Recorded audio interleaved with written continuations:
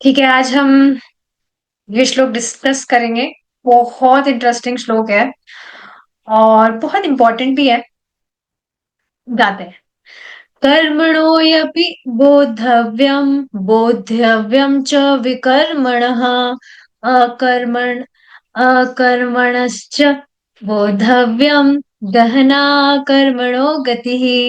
कर्मणोऽपि बोद्धव्यं बोद्धव्यं च विकर्मणः अकर्मण अकर्मणश्च बोद्धव्यं गहना कर्मणो गतिः। कर्मणोऽपि बोद्धव्यं बोद्धव्यं च विकर्मणः अकर्मणश्च बोद्धव्यं गहना कर्मणो गतिः। कर्मणोऽपि बोद्धव्यम। अब देखिए, बोद्धव्यम का मतलब क्या है? समझना चाहिए। देखिए, भगवान इसमें इस श्लोक में बता रहे हैं कि क्यों कर्म की गति को समझना बहुत मुश्किल है। जो भी कर्म व्यक्ति करता है उसका रिजल्ट क्या होगा। देखिए, जो भी कर्म हम इस जगत में कर रहे हैं उसका फल हमेशा आता ही है। लेकिन इसको एस्टिमेट करना बहुत ज्यादा मुश्किल है। इस वजह से व्यक्ति कुछ भी कर्म कर रहा है तो उसको समझ नहीं आता। स्वयं स्वयं बात भगवान यहाँ बता रहे हैं कि क्या कर्म की जो गति है, करने से व्यक्ति को क्या फल प्राप्त होगा, इसको समझना बहुत मुश्किल है।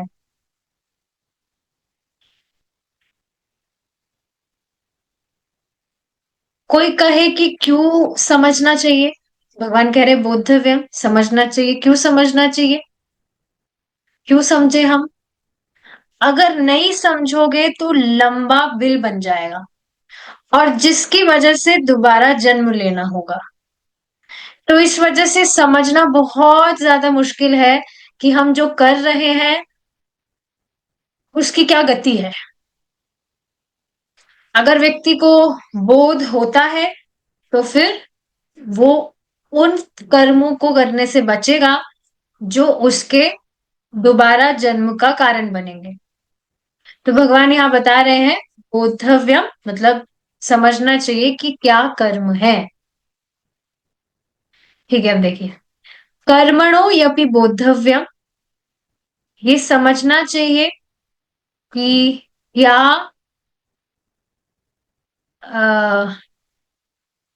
पाप कर्म है। बोद्धव्यम च विकर्मणः, और ये कर्म जिसके द्वारा कर्म नहीं लगता उसको समझना चाहिए।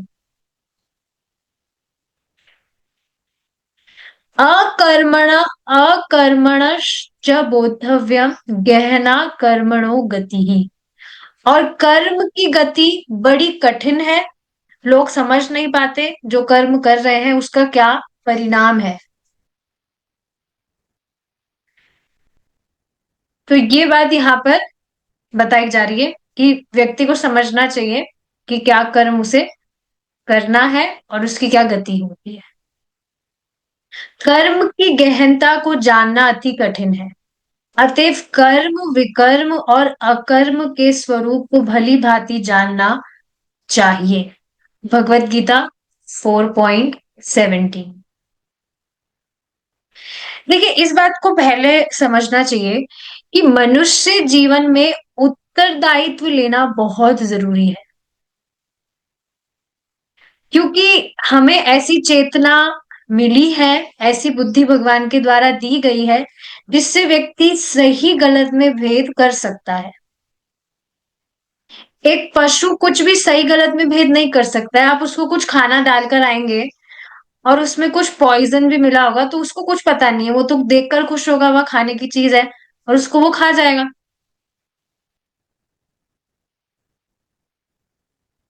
उसमें चेतना नहीं है कि कौन उसका शत्रु है, कौन उसका मित्र है, और जो भी बाकी सारी भी चीजें होती है। ये तो एक एग्जाम्पल है। तो उत्तरदायित्व जो है वो मनुष्य जीवन में लिया जाता है और बहुत जरूरी भी है। आप देखेंगे 13 पॉइंट, सॉरी 3.15 पॉइंट, अभी जो श्लोक चल रहा है 25 शाम की क्लास में, उसमें क्या बताया गया था। ब्रह्मा जी स्वयं इस तरह से कह रहे थे कि जिन भी व्यक्तियों को, मतलब जो मनुष्य योनि है, मनुष्य योनि में व्यक्ति ज्ञान अर्जित कर सकता है, भगवान को तत्व से समझ सकता है और धर्म का पालन कर सकता है मनुष्य योनि में।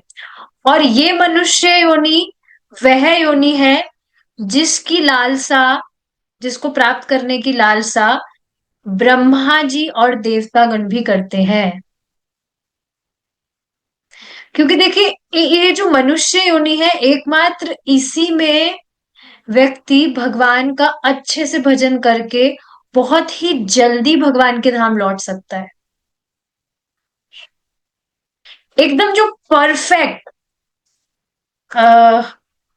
मतलब एक जो, जैसे होती है ना एक चीज परफेक्ट होती है कि ये एकदम सही टाइम पर एग्जैक्ट सही व्यक्ति को मिला है, कुछ भी परफेक्ट जो चीज होती है, उसी तरह से जो मनुष्य योनि है ये एकदम परफेक्ट है, जिसमें व्यक्ति अच्छे से भगवान का भजन करके भगवान के धाम जल्दी लौट सकता है।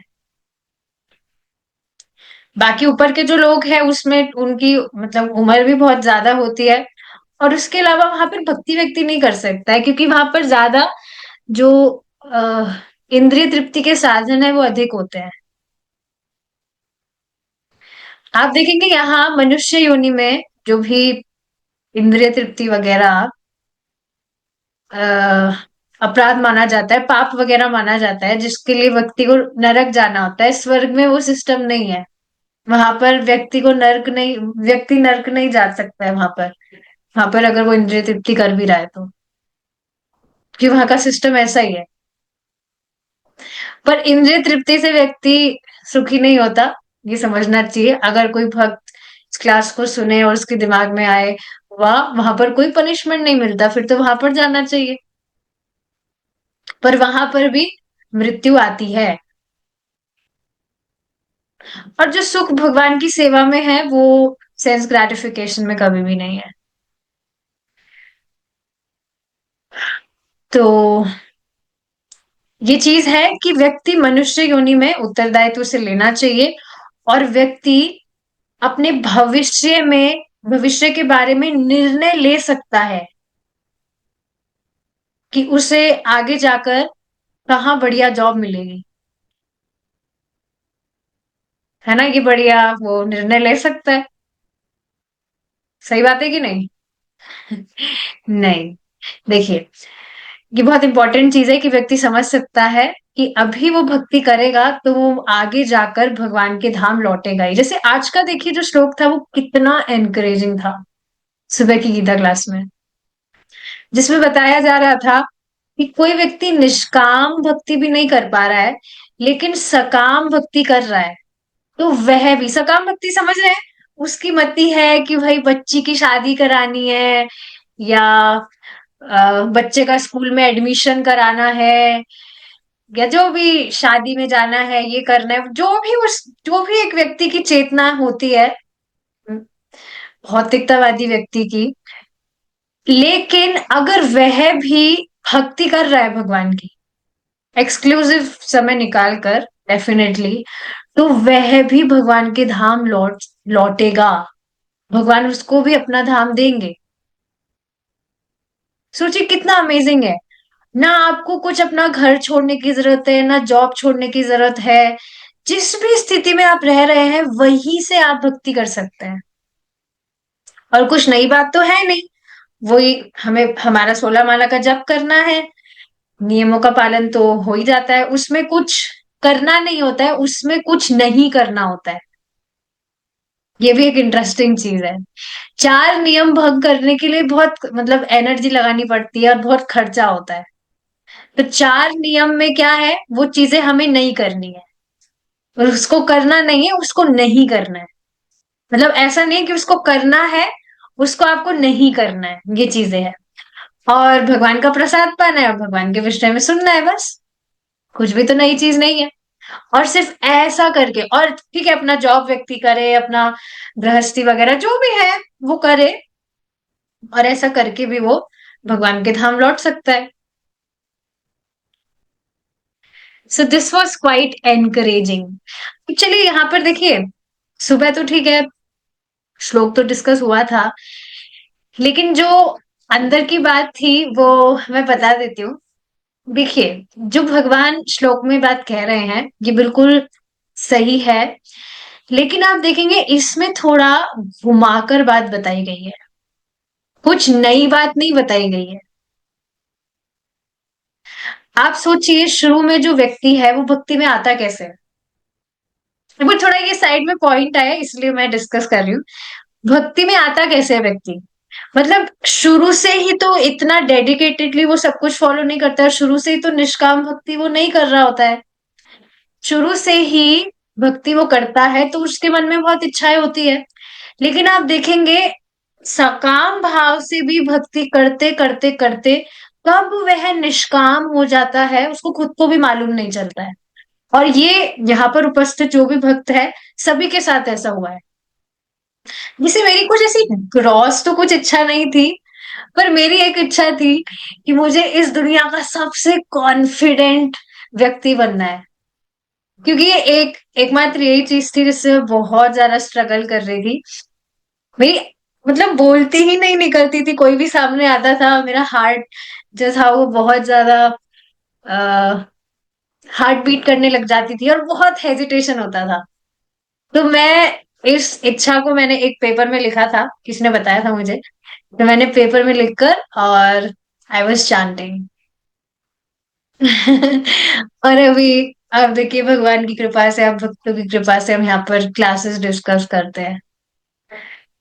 तो ऐसे ही प्रभु जी बता रहे थे कि प्रभु जी की इच्छा थी बहुत, बहुत मतलब इच्छा थी कि आईआईटी में सिलेक्शन हो जाए। और सकाम भाव से भक्ति कर रहे थे। प्रभु जी बता रहे थे कि प्रभु जी को ये पता भी था कि भगवान से कुछ भौतिक नहीं मांगना चाहिए, पर फिर भी ही वाज सेइंग कि मेरी इच्छा है आप पूरी कर दीजिए, फिर मैं बहुत अच्छे से भक्ति करूंगा। तो आप देखेंगे इच्छा पूरी कर भी दी भगवान ने, लेकिन अब कब निष्काम हो गए प्रभु जी खुद बता रहे थे, उनको पता ही नहीं चला। तो ये भक्ति का प्रभाव है, इस बात को आप समझ रहे हैं? कोई व्यक्ति, मतलब भगवान इस तरह से यहाँ पर इस तरह से समझा रहे हैं कि व्यक्ति को चिंता करने की जरूरत नहीं है कि मेरी ये इच्छाएं हैं तो मैं कैसे भक्ति करूंगा, मैं तो गृहस्थी में हूँ। अक्सर लोग कहते मिलते हैं कि हम गृहस्थी हैं, हम हमारा गृहस्थी संभालें कि हम ये भजन करें। तो तुम गृहस्थी भी संभालो और तुम भजन भी करो, बैलेंस करके चलो। और फिर आप देखेंगे भगवान बहुत कमाल के हैं। बिल्कुल हम थोड़े से स्टार्टिंग करते हैं और भगवान धीरे धीरे करके किस तरह से जगह बनाने लगते हैं, एकदम अपने आप को विस्तारित कर देते हैं, भक्त को पता भी नहीं लगता। और अपना अब पूरा जो ज्यादा से ज्यादा जो समय है वो भक्त भगवान के लिए ही, भगवान की सेवा के लिए ही व्यतीत करना चाहता है। So this is how Krishna is. आप देखिए भगवान का जो मत्स्य अवतार है उसमें भगवान जिस तरह से अपने आप को विस्तार करते जाते उस तरह से वास्तव में हर भक्त के जीवन में भगवान अपने आप को विस्तार करते हैं। पर जरूरी ये है कि व्यक्ति नियमित रूप से अच्छे से एक्सक्लूसिव समय निकाल के भक्ति करे, ये बहुत ज्यादा इंपॉर्टेंट है। तो कुछ भी उसको त्यागने को नहीं कहा जा रहा है, बस जो भी वो कर रहा है उसी के साथ में वो भक्ति भी करे, ये बात कही जा रही है।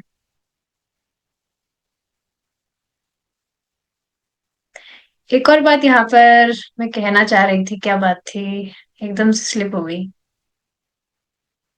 थी कुछ बात, ठीक है अब आगे याद आएगी तो मैं बताऊंगी। ठीक है, तो जो भी चुनाव हम करते हैं उसके अनुसार हमारा भविष्य हो जाता है,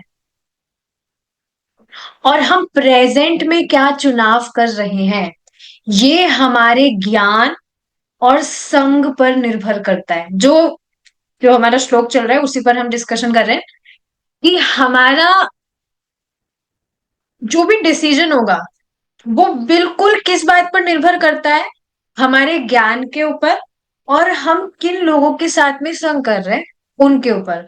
आप खुद इस पर विचार करिए, भक्ति में आने से पहले आप जिन भी व्यक्तियों का संग के संग में थे, आपकी मति बिल्कुल वैसी ही नहीं हो जाती है जो उस ग्रुप में जैसी लोगों की सोच है, बिल्कुल आपको भी लगता है कि हाँ यही है। जैसे व्यक्ति सामान्यतया अपने आसपास लोगों को देखता है कि लोग पैसों के पीछे भाग रहे हैं ना, ये जॉब करना है, वो जॉब करना है, ऐसे बिजनेस बढ़ाना है, ये करना है। आसपास लोगों को जैसा देखता है तो उसकी भी इसी तरह से मति हो जाती है कि हाँ भाई, जीवन का लक्ष्य है खूब पैसा कमाना है, ये करना है, वो करना है। तो व्यक्ति का जो चुनाव है वो उसके ज्ञान पर और उसके संग पर निर्भर करता है। कई बार ज्ञान हो लेकिन संगत गलत हो तो सही से उपयोग नहीं कर पाता है वो अपने ज्ञान का। Do you agree with this? क्योंकि कंफ्यूज्ड रहेगा, ज्ञान होने के बाद में भी संग गलत होने के कारण सही से उपयोग में नहीं ले पाएगा वो। इसलिए सबसे महत्वपूर्ण है कि सत्संग होए। सत्संग मतलब अच्छा संग, भक्तों का संग, उसमें ज्ञान भी हो जाता है आप देखेंगे, और ज्ञान को सही जगह अप्लाई करने की शक्ति भी आ जाती है। जैसे आप खुद इसको देखेंगे, आप में जो भी टैलेंट्स हैं, जो भी क्वालिटीज हैं, अब आप भक्ति कर रहे हैं तो आप इस चीज से अच्छे से वाकिफ है कि आपको अपने टैलेंट को भगवान की सेवा में लगाना है। अपना टैलेंट, अपनी क्वालिटी आप पहले भी पता नहीं कहाँ कहाँ लगा रहे थे। जैसे मुझे पेंटिंग करना बहुत पसंद था, अब तो टाइम वगैरह नहीं मिल पाता है, but I can still paint. तो मैं पता नहीं क्या क्या पेंट करती रहती थी बिना मतलब की फालतू की चीजें। बाद में मेरा पोर्ट्रेट्स बनाने का थोड़ा इंटरेस्ट हुआ था, तो मैं किसी का भी पोर्ट्रेट बनाती थी, किसी की भी शक्ल, पोर्ट्रेट मतलब किसी का जो फेस होता है वो बनाना। तो बाद में रियलाइज हुआ आई वाज जस्ट, और अब वो सब कुछ रद्दी में गया, किसी काम का नहीं है। मैंने देख दिया था वो, क्योंकि वो पड़ा था तमोगुण बढ़ेगा बिना मतलब, कोई मतलब नहीं है। So I just gave them all, बहुत सारी फाइल्स मैंने बनाई थी। तो स्किल्स थे पर पता ही नहीं था कैसे उसको करना चाहिए।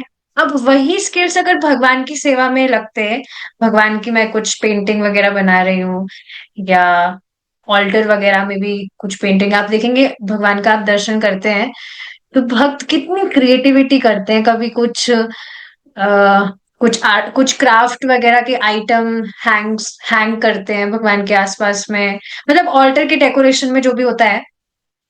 तो उस तरह से बाद में मैंने किया भी था, काफी महीनों तक मैं यही करती थी। I use to make so many art and crafts, और फिर मैं भक्तों को गिफ्ट दे दिया करती थी।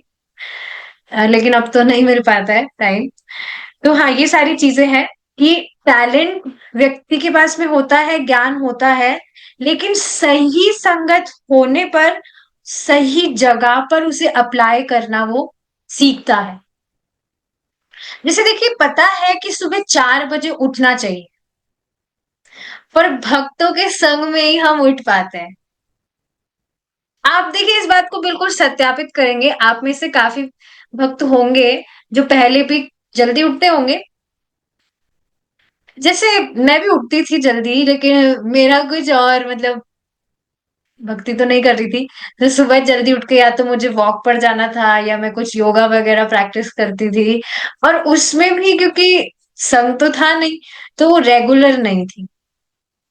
तो ये बहुत इंपॉर्टेंट चीज है कि व्यक्ति को ज्ञान है, मतलब सत्संग होना जरूरी है। भक्तों का संग अगर व्यक्ति को होगा तो उसका जो ज्ञान है वो उसको सही जगह अप्लाई करने में उसको हेल्प करेगा।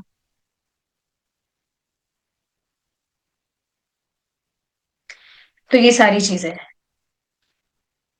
कर्म का पथ अत्यंत जटिल है। अतः हमें कर्म, अकर्म तथा विकर्म का अंतर समझना चाहिए। यदि हम केवल कृष्ण भावनामृत में लग जाएं, तो प्रत्येक बात स्पष्ट हो जाती है। अन्यथा बंधन में ना फंसने के लिए हमें क्या करना चाहिए और क्या नहीं करना चाहिए, इन दोनों में अंतर करना होगा। सामान्य जीवन में हम अनजाने ही किसी नियम को तोड़ देते हैं, जिससे हमें उसका परिणाम भुगतना होता है। इसी प्रकार प्रकृति के नियम अत्यंत कठोर एवं अकाट्य है, और उनमें कोई बहाना नहीं चलता, मतलब उसको काटा नहीं जाता है। जो व्यक्ति ने कर्म किया है उसका फल उसको भोगना ही होगा। एक बहुत इंटरेस्टिंग वर्ड प्रभु जी यूज करते हैं, this world is cold hearted. किसी बच्चे से भी कुछ हुआ है तो उसको भी उसका जो कर्म उसने किया है उसका फल उसे भोगना ही होगा। जैसे बात सोचिए, कोई बच्चा है वो बिल्कुल नादान है, उसको कुछ भी समझ ही नहीं है, और अगर वो जैसे पिलंग पर है और पिलंग से वो नीचे गिर जाए तो क्या उसको चोट लगेगी? बिल्कुल लगेगी। प्रकृति इस तरह से नहीं है कि भाई ये तो बच्चा है तो इसको तो चोट नहीं लगनी चाहिए। या और भी कुछ भी एग्जाम्पल आप देख सकते हैं। तो मतलब प्रकृति के नियम इतने कठोर है और सबके ऊपर समान तरह से लागू है, कोई बहाना नहीं चलता।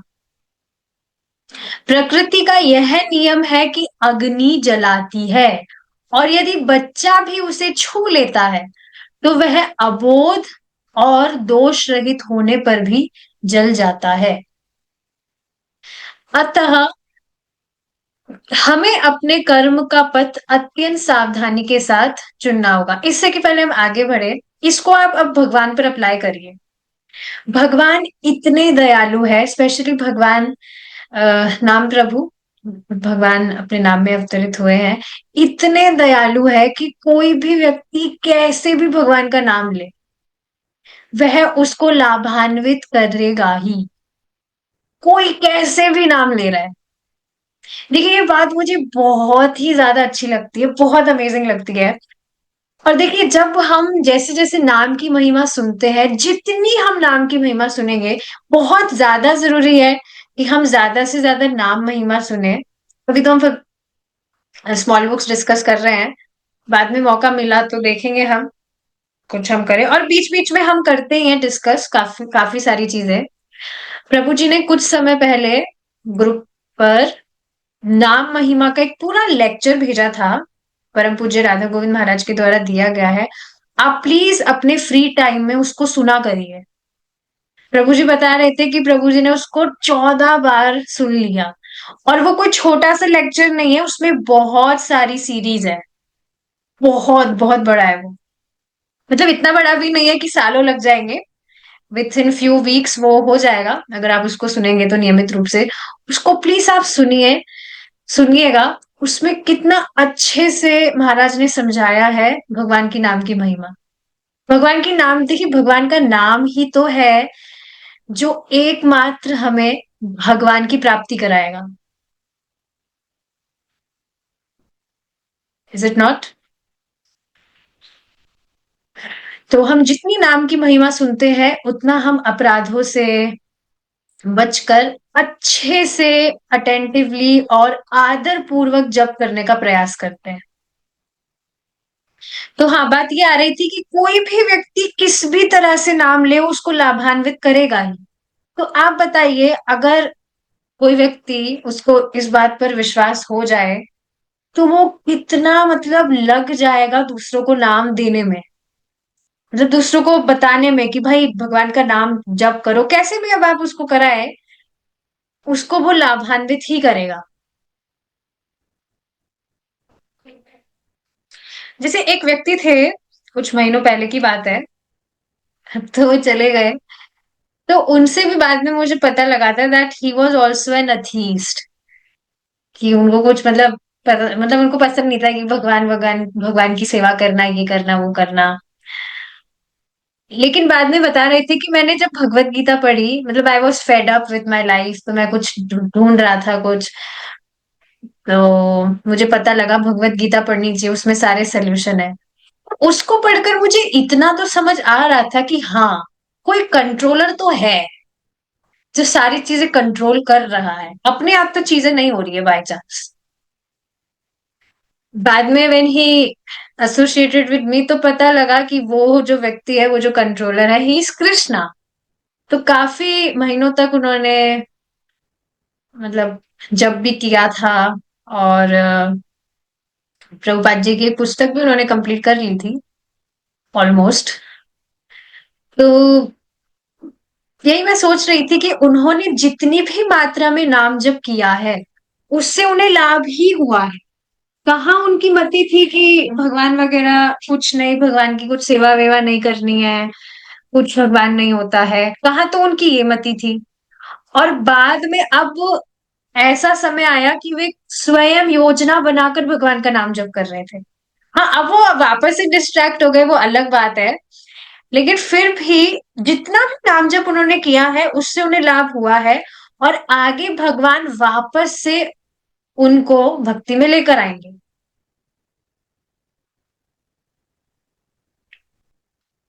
तो इस तरह से, जिस तरह से ये प्रकृति कोल्ड हार्टेड है, कोई छोटा बच्चा भी अबोध है, वो बेचारा दोष रहित है, फिर भी उसको पनिशमेंट मिल जाता है, उसी तरह से कोई बेचारा अबोध है, बिल्कुल इनोसेंटली वो भगवान का नाम जप कर रहा है, किसी के कहने पे, भाई किसी का कहना मानने पर वो बस कर रहा है, तो उससे भी उसको लाभ हो रहा है।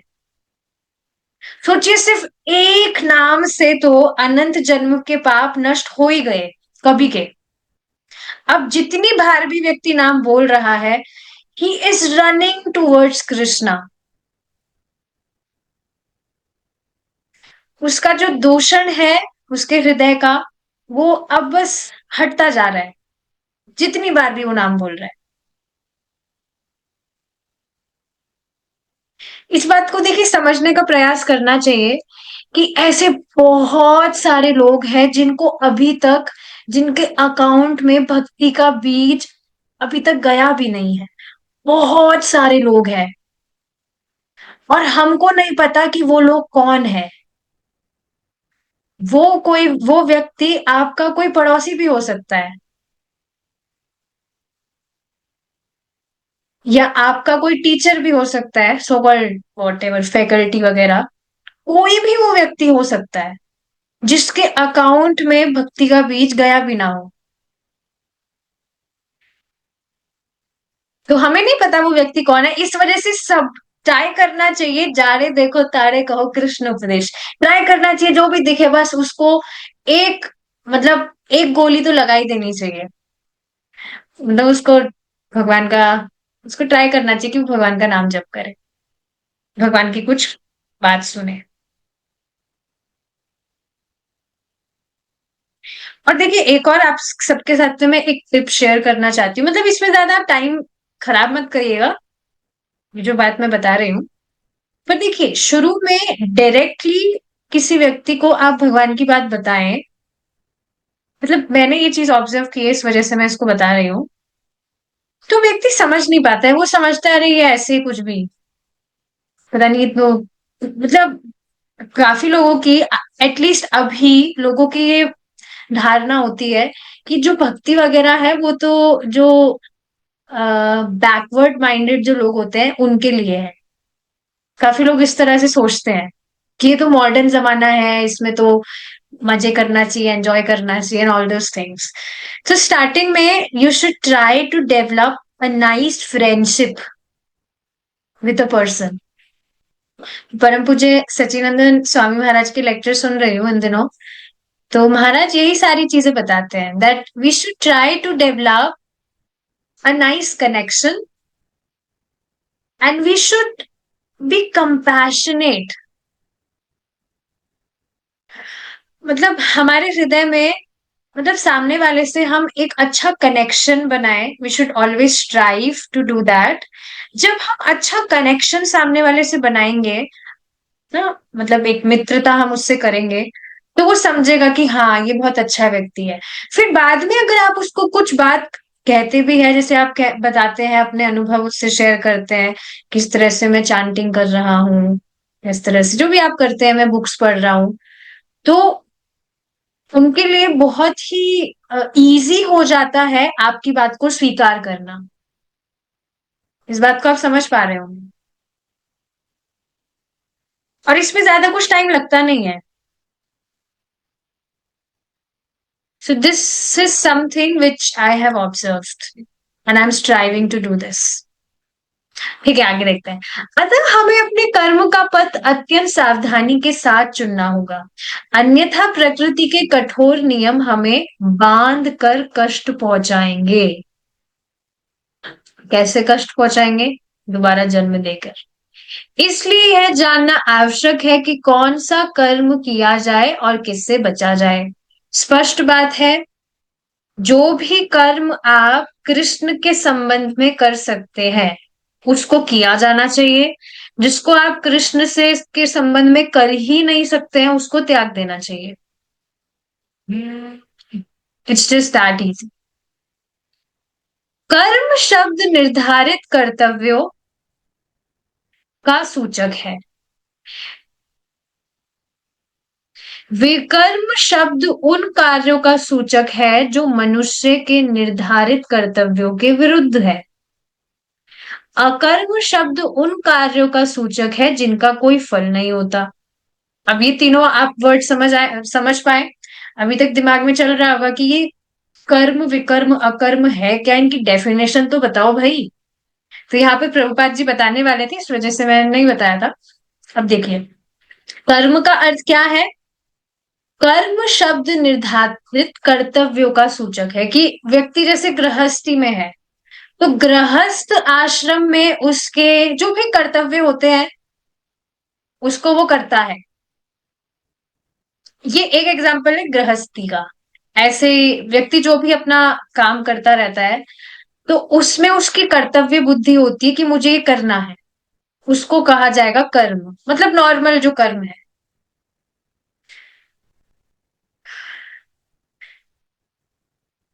विकर्म का अर्थ क्या है? जो कर्म का ऑपोजिट है। कर्म व्यक्ति कर रहा है तो उसमें किसी की वो हानि नहीं कर रहा है।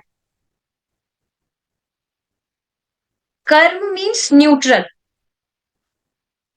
और हाँ, कर्म से मतलब जो भी व्यक्ति करता है तो उससे उसका लाभ होता है, भौतिक लाभ की बात हो रही है। तो कर्म मतलब नॉर्मल अगर भाषा में हम ले कार्य, लेकिन विकर्म कर्म का ऑपोजिट होगा जिसमें जो कर्तव्यों के विरुद्ध है। अब जैसे कोई व्यक्ति है, वो सोच रहा है कि मेरा कर्तव्य है कि मैं गाय का वध करूं, तो ये विकर्म हुआ, क्योंकि ये उसका कोई कर्तव्य नहीं है। वो सोच रहा है कि भाई मैं जब तक वध नहीं करूंगा तो मेरी जीवनी कैसे चलेगी, बट ऐसा होता नहीं है। तो ये विकर्म में होगा, कर्तव्यों के विरुद्ध, जिसमें दूसरों की हानि वगैरह होती है। अकर्म शब्द उन कार्यों का सूचक है जिनका कोई फल नहीं होता। अकर्म कार्य करने पर हमें कुछ परिणाम होते प्रति हो सकते हैं, किंतु वास्तव में कोई परिणाम नहीं होता। जब हम कृष्ण के निर्देश अनुसार कर्म करते हैं तो वास्तव में ऐसी ही स्थिति होती है, अर्थात कोई परिणाम नहीं होता। तो अकर्म यहाँ पर प्रभुपाद जी समझा रहे हैं कि जो भी व्यक्ति कर्म कर रहा है उसका उसे बंधन नहीं लगता।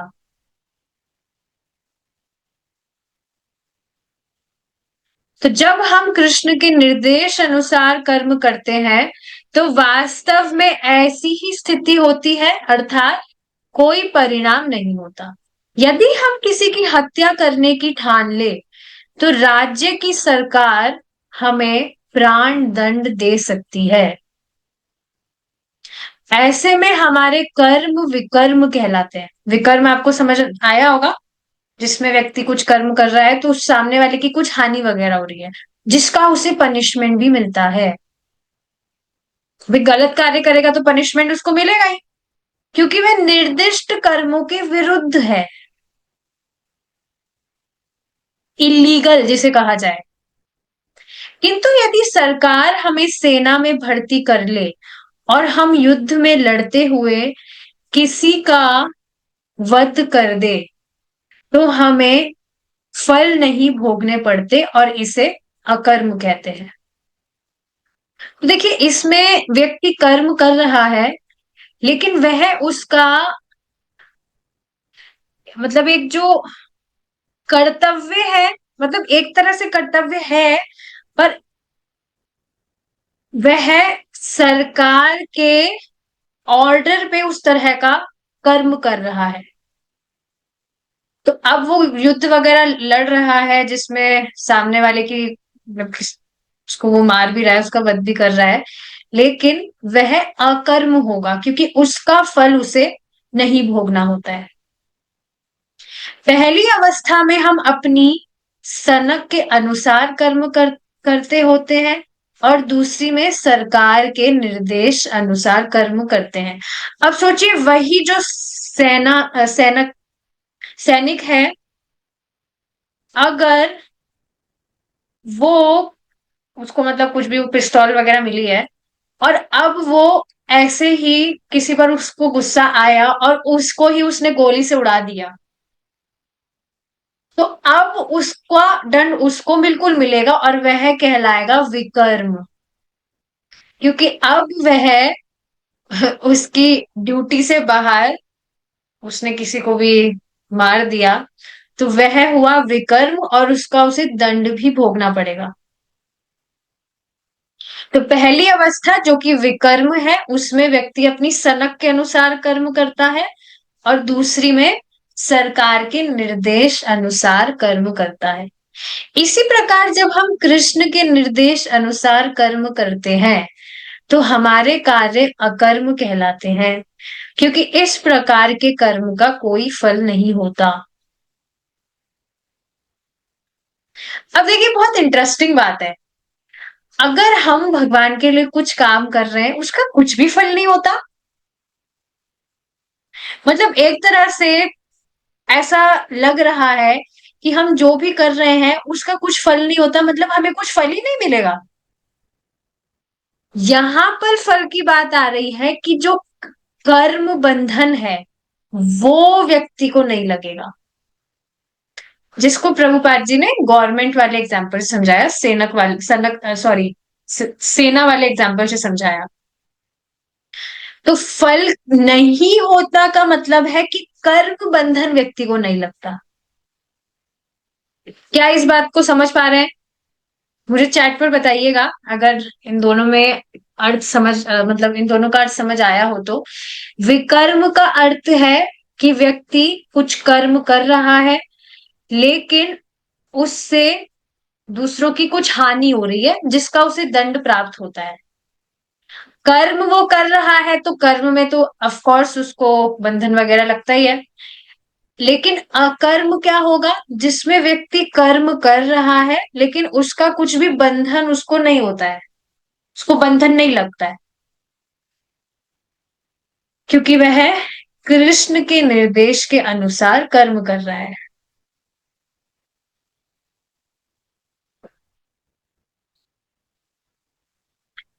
तो ये सारी चीजें हैं। जैसे एक पॉइंट यहाँ पर मैं रखना चाहूंगी जो जरूरी है। कुछ टाइम पहले आई हैड अ मृदंगा, तो मैंने किसी को फोटो भेजा था, तो उन्होंने बताया कि मतलब मतलब उनको पता नहीं था मृदंगा क्या होता है। तो मैंने उनको फोटो वगैरह भेजा था, तो उन्होंने कुछ रिसर्च वगैरह की, तो उन्होंने बताया कि क्या ये एनिमल्स की स्किन से बना है। तो मैंने कहा क्या, ये क्या बोल रहे हो, पागल हो गए हो क्या, ऐसा कुछ भी नहीं है। इट इज कम्प्लीटली वीगन, तो भगवान की सेवा में काम में आता है, कैसे ये किसी जानवर की चमड़ी से बन सकता है। तो मैंने गूगल करके देखा तो गूगल में ऐसी तरह से कुछ बता रहे थे। तो फिर मैंने प्रभु जी से कंफर्म किया, तो पता चला कि हाँ, जो मृदंग है वो जो गाय की चमड़ी है उससे बनता है, उसका जो खोल है। तो मैं बहुत ज्यादा कंफ्यूज हो गई कि ये क्या है। मतलब गाय की चमड़ी से इस तरह से भगवान, जो मृदंग है वो तो स्वयं बलराम जी का, नित्यानंद प्रभु का जो विस्तार रूप कहा जाता है। लेकिन ये तो कुछ नई बात ही पता लग रही है कि ये गाय की चमड़ी से बना होता है। तो बाद में मैंने यूट्यूब पर थोड़ा भक्तों के कुछ मैंने सर्च किए थे, ताकि मैं समझूं, मतलब मुझे जानना था कि ऐसा, मतलब ये क्या, मतलब ये क्या रीजन है, और फिर इसको भगवान की सेवा में कैसे यूज में लिया जाता है। तो बाद में बताया गया था, एक भक्त बता रहे थे कि जो गाय, मतलब गाय जो मर जाती है उसकी चमड़ी से बनाया जाता है, और उससे उसका उद्धार होता है, उस गाय का। ऐसा नहीं गाय की हत्या करके उसका चमड़ा यूज में लिया जाता है फॉर मेकिंग मृदंगा, ऐसा बिल्कुल भी नहीं है। जो गाय अपने आप अपना शरीर त्याग देती है, उस उसकी जो चमड़ी है वो काम में ली जाती है मृदंग के खोल के लिए। और ये जो है ये अभी से स्टार्ट नहीं हुआ है, ये महाप्रभु के टाइम से ही ऐसा होता है, उससे उस गाय का उद्धार होता है।